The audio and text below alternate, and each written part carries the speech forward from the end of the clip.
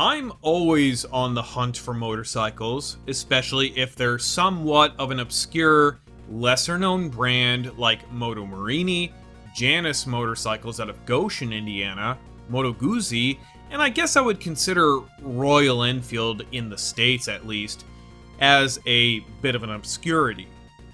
Then I came across a motorcycle company out of Ohio, and they call themselves Cleveland CycleWerks.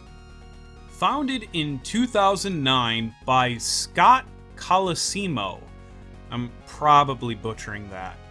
Cleveland CycleWerks is told to be a motorcycle manufacturer known for producing affordable, retro-styled bikes. The company aimed to fill a niche in the market by offering small displacement motorcycles that are easy to customize and maintain.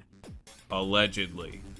In a way, it reminds me of Janus, small displacement motorcycles and tons of customization options, but CCW, Cleveland CycleWerks, offers a different style of small displacement retro bikes. Cafe racers, scramblers, kinda standard British styling bikes, even dirt motorcycles, and a chopper if that's more what you're into.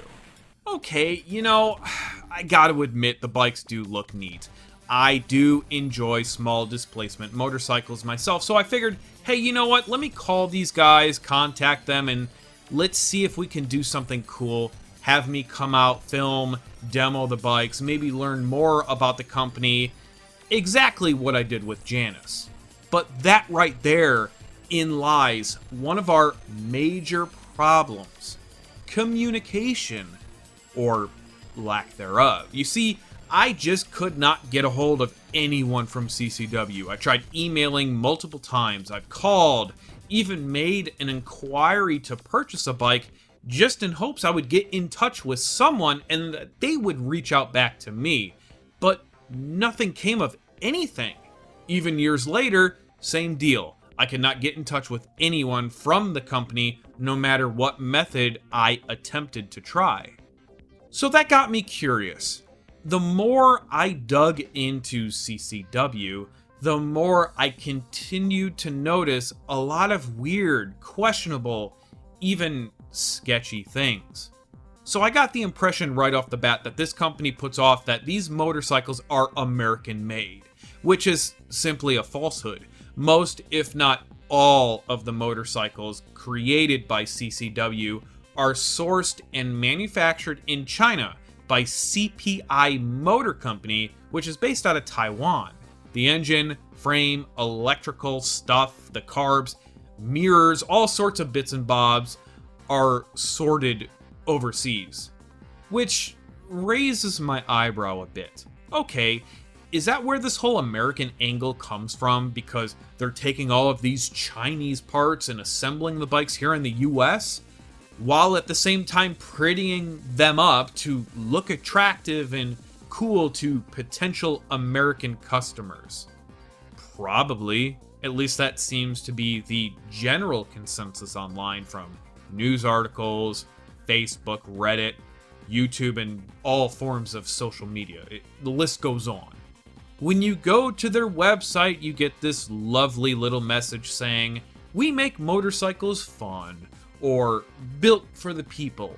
How they're building approachable motorcycles that bring fun back to your commute and your community. All sorts of stuff to give you that, warm and fuzzy feeling inside. All that's great. Even further, by expressing how they are more than willing to make custom bikes to better suit your needs, wants, whatever that may be. Exploring the About Me section shows a nice little timeline over the years, explaining more about the company, their accomplishments, but then things start to turn the more you dick around on that website. So here's a good question, and it's actually one of my biggest pet peeves in the industry, really. If you are claiming to offer affordable products to customers, why in the ever-living hell are you not putting up even a base model MSRP on your motorcycles. The Ace, for example, 9 different versions of this bike for God knows what reason, yet none of them have any sort of pricing on them. The only thing they offer is that when you click on a particular model in that Ace department is a spec sheet. That is absolutely it. Also, am I crazy, or does this model in particular look an awful lot like a cheap Temu imitation of a Triumph Speed Twin? Never mind. Regardless, the only way you can find a price is by somehow reaching out to them. But how does someone even do that if no one wants to answer back? It makes no sense at all. Now, okay, I could see getting down with one of these motorcycles despite the whole Chinese angle, if it was for one very, very, very important thing: reliability. Something Chinese bikes often have a very bad rap about. But honestly, in recent years, the build quality of certain Chinese manufacturers have taken a sharp rise in the positive direction. CF Moto, Moto Marini, Benelli, even the cheap CSC 250 bikes are halfway alright if I'm being brutally honest. These companies have some solid motorcycles for a decent price. I can't lie about that. But has that carried over to CCW? Are they making reliable bikes? Or at the very least, halfway decent ones like CSC does? The answer is no. And based off several comments and statements from many, many others, these are clearly not up to par with those aforementioned brands. Horror stories of all kinds can be found on the internet by those who have unfortunately purchased a motorcycle from CCW. One of the worst situations I've seen yet is by this user here who bought multiple bikes for her and her husband to ride, only for about 150 miles before massive failures began to occur. The shift lever fell off mid-ride, broken clutch cable, battery melting, and various electrical issues. The list, I'm sure, goes on. They ended up filing a lawsuit against CCW, where they ended up winning in kind of hilarious fashion, a default judgment, which basically means the defendant, CCW, never responded or answered to the lawsuit claim. Weird how communication seems to be this reoccurring issue. So I spent some time looking on YouTube at people's videos who own the bikes, and they all seem to say the same thing, that either they're not reliable or that the build quality is hit or miss. One guy stated that the plastics will break and the welds are problematic, to put it lightly. He even wrote a blog article that further goes into the problems with the quality control, specifically mentioning the nightmare of electrical things and unbelievably bad wiring, particularly around the headlights. There is even a video on YouTube posted by The Drive back in 2012. Yeah, I know, obviously that's a long time ago. But in that video, the rider slash journalist not only dumps his bike, putting the center stand on. I don't even know how you do that with such a featherweight motorcycle, mind you. But even when he was simply riding around the city, the front caliper bolt flies off, causing the thing to just flop around, creating a massive disaster waiting to happen. Oh, no way, dude. Yeah. So for the last hour or so of riding, we've gone up the Hollywood Hills, we did that. Every bump that I was going over was this weird clunk from the front ends. I figured maybe the clocks were loose or the headlight was loose. Something was clunking. I never thought it would be the actual front brake caliper. But as you can see, one of the two bolts that retains it has come out, and it's just loose here. And the only thing holding it up is literally the brake line, and this little clip here. As I let that out, you know, it just wants to fall out. Whether it's a $3,000 motorcycle or $30,000, if the caliper bolt flies off, what else is bound to happen? A mirror is one thing, I guess, But a caliper is pretty significant, don't you agree? What if it did completely fly off without the rider even knowing, and then they got into an accident? Who do you think's liable for that? Not the rider. It's not a good lawsuit to have.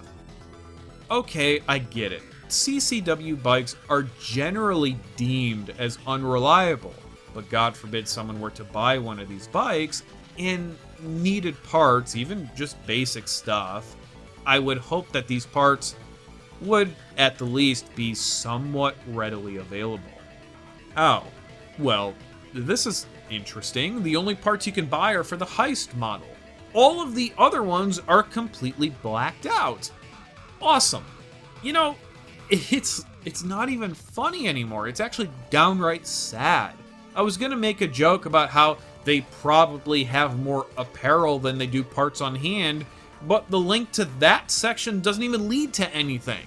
And same with accessories for that matter. It's a dead link. Cool, you know, at least you could say if nothing else, they're consistent. Doing more digging, I found that Cleveland CycleWerks decided to open up a manufacturing plant and dealership in India. Probably, I imagine, to take on, of all companies, Royal Enfield and maybe Jawa, who domestically sell significant amounts of bikes each year, if not millions upon millions. As the article on rideapart.com says, local press called it doomed from the onset. Several significant issues occurred during this time. For one, the CCW bikes don't have ABS. Well, new government regulations went into effect in April of 2019, stating that all 125cc motorcycles and larger that are sold in India have to have ABS straight from the factory.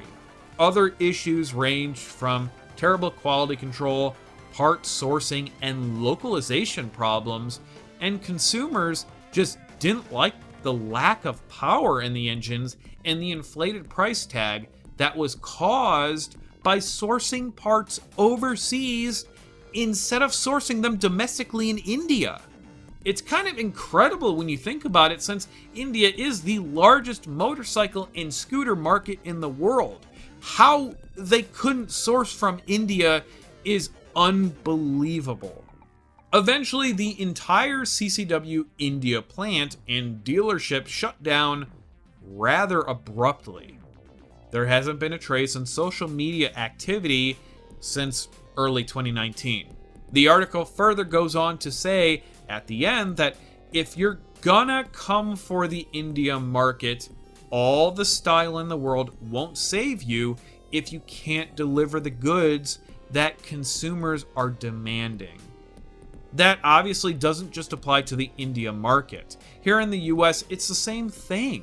People become attracted to these motorcycles because they just look cool.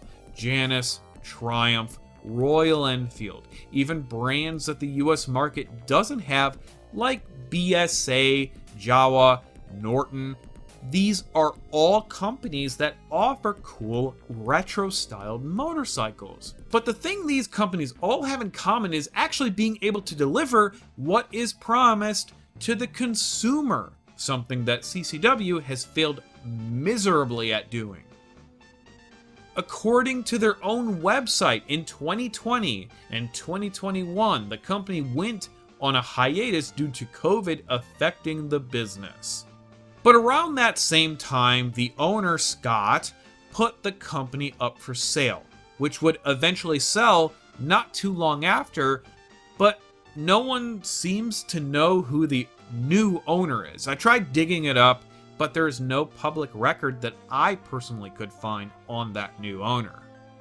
Although, what is really interesting is that the previous owner went on to create another motorcycle company called Land, specializing in electric motorcycles. Apparently, these are locally made also in Cleveland, Ohio. How much of them are actually American made, I don't know. Maybe we'll talk about Land in another time. Since the new ownership, CCW has remained really quiet in their own little bubble. They don't post a whole lot on social media. In fact, their last post was in September of last year, followed by another post in May of that same year, where again people are questioning if they're still in business, and like myself, people were having trouble getting a hold of anyone from the company. So where do we go from here? What's really left to say about the bikes or the company themselves? Really, not a whole lot.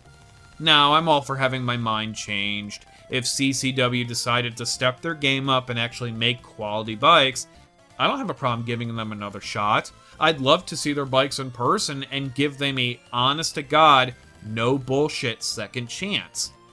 If someone actually were to get back to me, but I don't see that happening. I have a feeling CCW will remain either in obscurity or mediocrity, or just flat out fold and close the shop forever. It seems like it's only a matter of time at this point. With that, allow me to close out this video with a montage of reviews, comments, and posts from various people online giving their own opinion and or experiences on the motorcycles and the brand Cleveland CycleWerks themselves. Thanks for watching, everyone. Take care, and as I always say, ride safe.